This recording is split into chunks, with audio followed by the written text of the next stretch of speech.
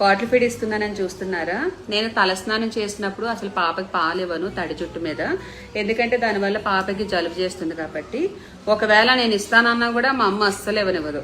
అసలు ఇవ్వనివ్వను కదా. చూసారా కౌంటర్ ఎలా పడిద్దో.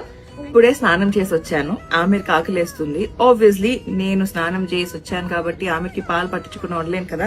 బేబీకి ఆకలేసినప్పుడు ఆకలి తీర్చాలి. వెట్ హెయిర్ తో పాలు పట్టేస్తే బేబీకి అసలు ఏమవ్వదు.